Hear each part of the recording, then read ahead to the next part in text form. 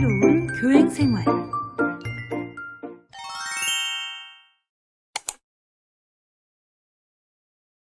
안녕하세요. 지난 영상에서는 수의계약과 입찰에 관해 설명드렸는데요. 이번에는 계약 체결의 자격 요건에 대해서 설명을 드리겠습니다. 자, 먼저 한 가지 질문을 드리고자 합니다.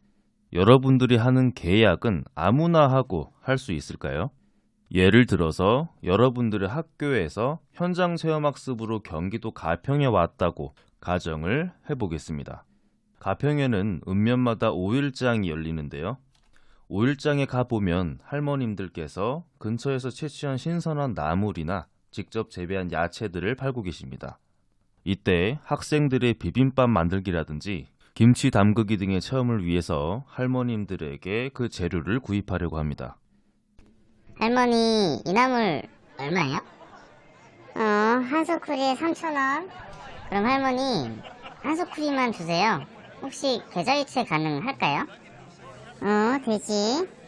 할머니, 근데 저희가 현금 지급은 안 돼서요. 혹시 사업자 등록증하고 통장 사본 있으세요? 당연히 없지. 나물 파는 데 본 사업자요. 근데 학생 같은 사람이 종종 있어가지고 단위 영수증에 계좌번호 적은 게 있어. 이거 줘도 될까? 아, 네네. 할머니, 그럼 계좌번호 적어주시면은 거기로 입금해 드릴게요. 꼭 입금해줘야 돼. 학교라 그러니까 믿는 거야. 감사합니다, 할머니. 잘 보셨나요? 여러분, 그렇다면 방금 예시로 보여드린 방법으로 계약이 가능할까요? 정답부터 말씀드리면 불가합니다. 왜냐하면 지방자치단체를 당사자로 하는 계약에 관한 법률, 약칭하여 지방계약법 시행령 제13조 및 동법시행규칙 제14조에 따라 입찰 참가자는 반드시 사업자 등록증을 발급받거나 고유번호를 부여받은 자여야 하며, 또한 제32조에 따라 수의계약 대상자의 자격에 관해서는 입찰에 관한 규정을 준용하도록 되어 있기에 지방계약의 경우에는 입찰이든 수의계약이든 반드시 사업자 등록증 또는 고유번호증이 있는 자하고만 계약이 가능합니다. 그런데 건설공사의 경우에는 앞에서 언급한 사업자 등록증 혹은 고유번호증에 하나의 요건을 추가로 갖추어야 공사계약을 체결할 수 있습니다. 그 근거는 건설산업기본법에 나와 있는데요. 건설산업기본법 제9조에 따르면 건설업을 하려는 자는 대통령령으로 정하는 이런 업종별로 국토교통부 장관에게 등록을 해야 합니다. 여기서 등록이라 함은 등록 기준을 충족하면 건설업을 영위할 수 있다라는 의미인데요.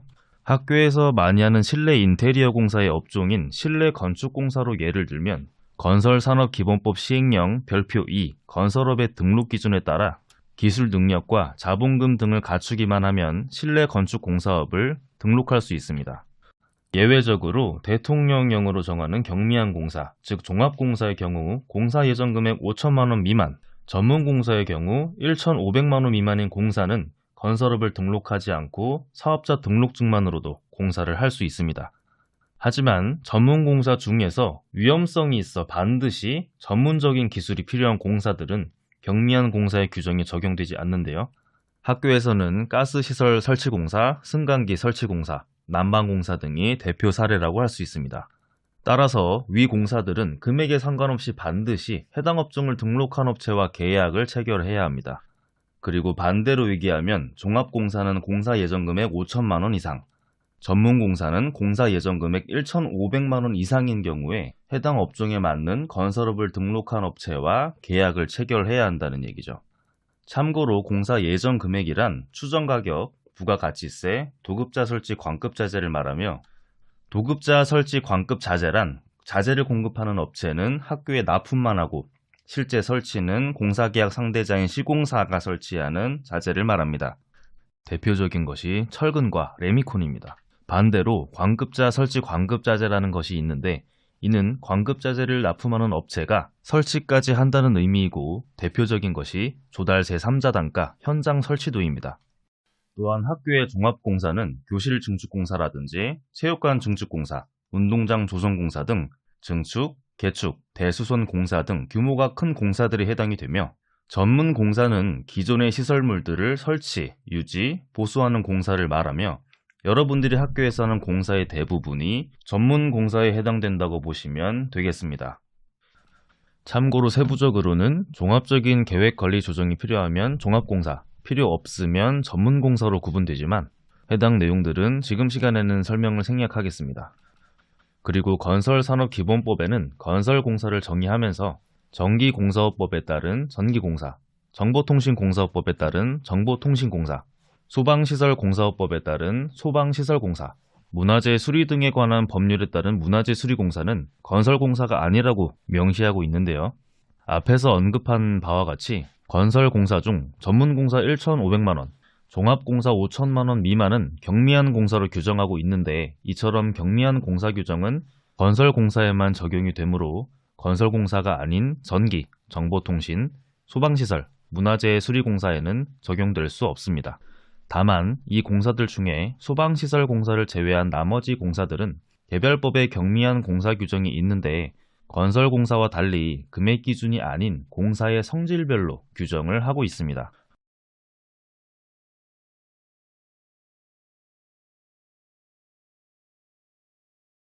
예를 들어 우리 전기공사는 공사 예정 금액 1,500만원 미만이니까 전기공사업을 등록하지 않은 업체랑 계약해도 되겠네? 라든지 우리 인테리어 공사 2천만원에 전기공사가 50만원 섞여 있는데 금액이 얼마 안 되니까 그냥 우리 인테리어 공사에 함께 태워서 해도 괜찮아요? 라는 공사업체 관계자의 말에 넘어가지 마시고 금액이 소액이더라도 경미한 전기공사인지 경미한 정보통신공사인지를 확인하고 경미한 공사가 아니라면 반드시 해당 업종을 등록한 업체와 계약을 별도로 체결하셔서 감사에 지적당하는 일도 없도록 하시기 바랍니다.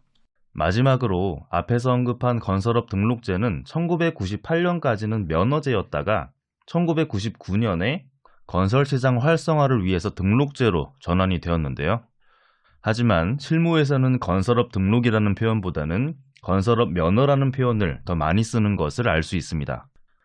그렇지만 엄밀히 말하면 건설업 면허라는 표현은 더 이상 존재하지 않기에 공사 관련 공고문에는 건설업 면허라는 문구가 아닌 건설업 등록이라는 문구를 넣는 것이 맞습니다. 이상으로 계약 체결의 작용 요건에 대해서 말씀드렸습니다. 감사합니다.